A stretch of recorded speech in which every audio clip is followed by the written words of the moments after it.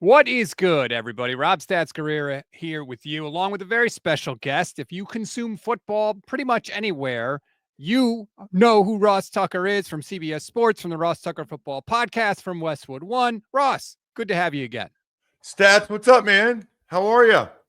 I've been better. Okay. I don't like conference championship weekend going by without my Niners being a part of it. How many times have they not been a part of it the last 5 or 6 years? I believe this is only the second time since like 2019 where either the Niners or the Rams have not been in the conference championship game. Why'd you reference the Rams, too? I don't know. I couldn't remember the Niners number off the top of my head. I thought the Rams thing was more impressive. No. The Niners, I mean, they've been to what, 4 of them? 2019, 2021, 2022, 2023. So they've been to 4 and they won 2. Yes. Okay. Seems pretty fair. And then seems pretty legit. Yeah, now I got to deal with either the Eagles or the Chiefs in the Super Bowl. We'll get to that. We'll also get to your work with my front page story, which is the reason you're joining us. But I got to start with the Niners, obviously. Robert Saleh's back. First time since 2020, he'll be the defensive coordinator again.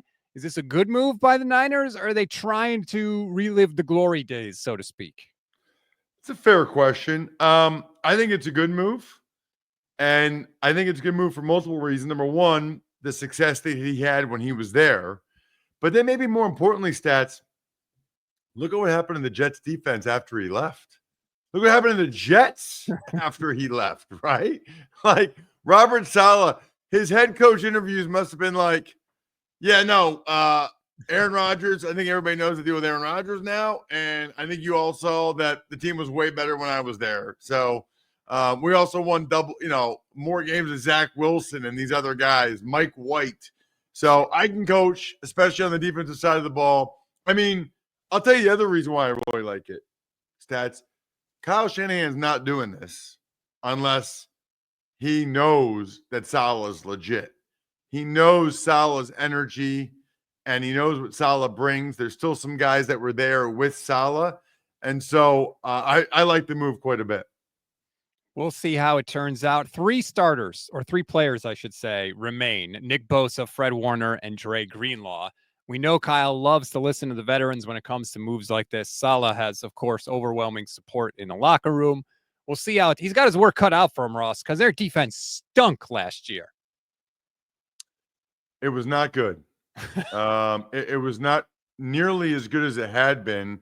You know, one thing I've noticed, if they don't have an interior guy, they got a problem, right? I mean, think about when they had DeForest Buckner and Eric Armstead. Yep. Those were 2 legit dudes. I remember my second start in the NFL Stats was against the Jaguars when they had John Henderson and Marcus Stroud.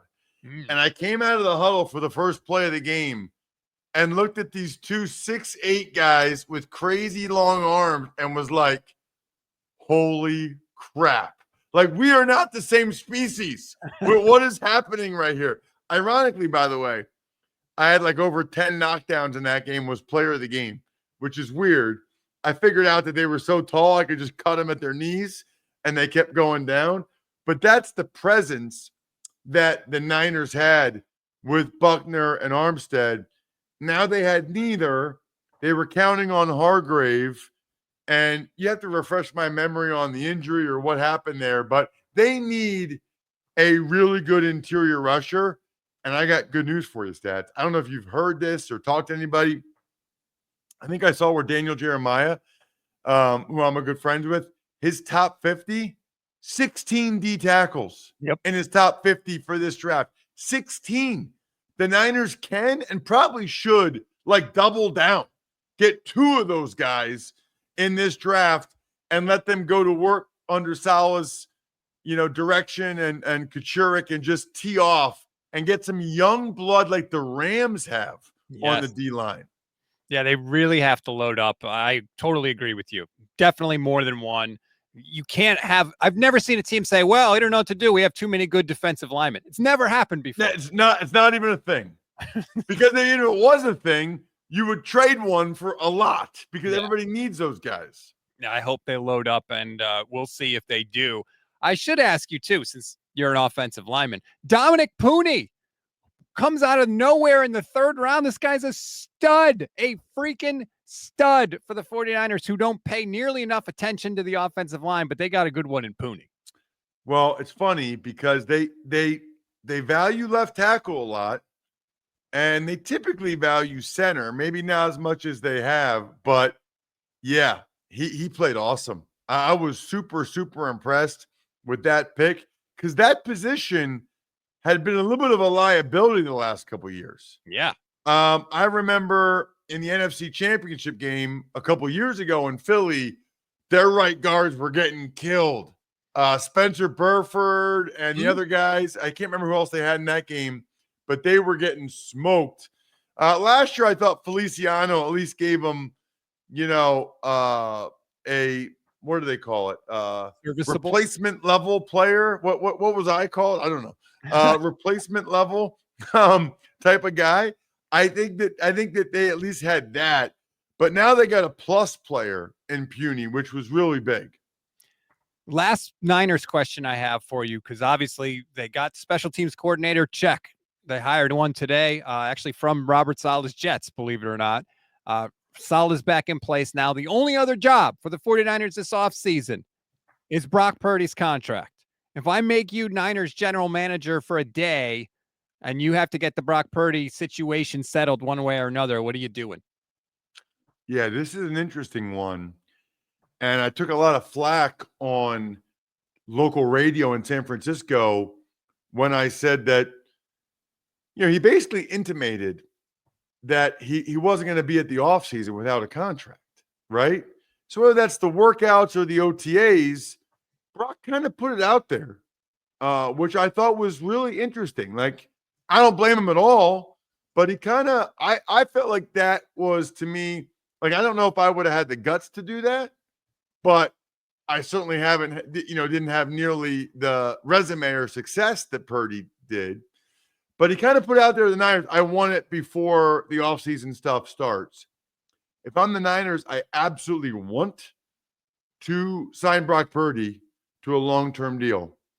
But there's got to be a little bit of give on both sides, especially when you consider Purdy has another year left, very inexpensive. Because then they could franchise tag him 2 years. They could do the Kirk Cousins game for 3 years here, right? And after last year, there was a little bit up and down. You can make the argument that maybe it makes sense for them to make sure that Purdy's what they want and let him play this year out, make sure he has a really good year, and then negotiate next year with the franchise tag as the backdrop. I don't think they'll do that. I do think that they'll get it done. But if he thinks he's going to leap over Dak, or if he thinks he's going to be 60 million or high 50s, that's where it's got to be listen, Brock, let's do 50 million a year. You'll be one of the top 10 highest paid guys. We'll give you a nice guarantee. You'll be in our system here where you flourish. Because he's got a little bit of that Tua thing going, stats, where I wonder just how much he would really get on the open market. I really do. Same thing with Tua. Now, Tua had more of the injury history, but I don't think these guys would get on the open market what they think they would get. And that's the question the Niners have to ask, because you don't want to negotiate against yourself. That's the worst possible position to be in. We'll see how it all works out. If you're going to pay him, just pay him. I don't care if he resets the market. I just want the deal done. You can't have another summer of he's holding out. Is he going to be here? We did that with Debo. We did that with Bosa. We did that with Trent Williams. Enough with that. If you've decided you're going to pay him before the new league year starts so you can actually map out the rest of your offseason. Yeah, unfortunately, it doesn't work that way a lot of times because they're trying to save money. They're trying to get the best deal they can. Well, if you pay now, it's going to end up saving you money in the long run because the market's only going up. Jimmy Garoppolo got I agree with that. Yeah. But what's the number now? You would be okay with them giving him $61 million a year? I don't love it, but I will say this. You can get out of these contracts. The Eagles got out of the freaking Carson Wentz deal. Even the Broncos had to cut Russell Wilson. They made the playoffs last year. It wasn't like it devastated their franchise for years to come. So Yeah, as I scary. understand that thought process. That's a fair point, actually. In both instances, those teams had a surprising amount of success given the dead cap hanging over them. We'll get to the conference championship games in a minute, but first I want to mention myfrontpagestory.com. Valentine's Day is coming up. I know that if you need a gift, you can go to myfrontpagestory.com and get the perfect gift, Ross, for people that don't know about this. Can you tell them about it? Stats, what do you typically get your wife for Valentine's Day? Flowers. Yeah. I mean, that's everybody does. I don't want to get all mushy on you here. Life is short. We all lose people at different times. Tell the people that are in your life that are special, like your significant other, tell them how you feel about them. And not just flowers or take them out to dinner. You can talk to a writer like Stats, like a professional writer, and they will write this incredible story about your wife, why she's so amazing. And to have it on the cover of a newspaper, framed with pictures of you and her together, I mean, just to be able to say, Stats, I want to do something special for you. So I had a story written about you. That's incredible. And then when she actually reads the quotes, I don't thank her enough for everything. I don't know where my life would be without her. They cry almost every time. It's hanging up in the house. Myfrontpagestory.com. She will cry. You will win. Myfrontpagestory.com, the gift that keeps on giving. If tears come out after a gift, it's either really good or really bad. This will make you a winner, no doubt about it. I know you got to run, but I do want to ask you real quick because you were on the sidelines for the NFC Championship game. Yeah. More impactful acquisition, Christian McCaffrey to the 49ers last year or Saquon Barkley to the Eagles this year? Ooh, that is really interesting.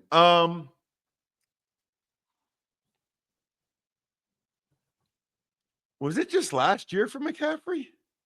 No, 2 years ago. Well, yeah, I guess it was 2 years ago. Last year was his first full year.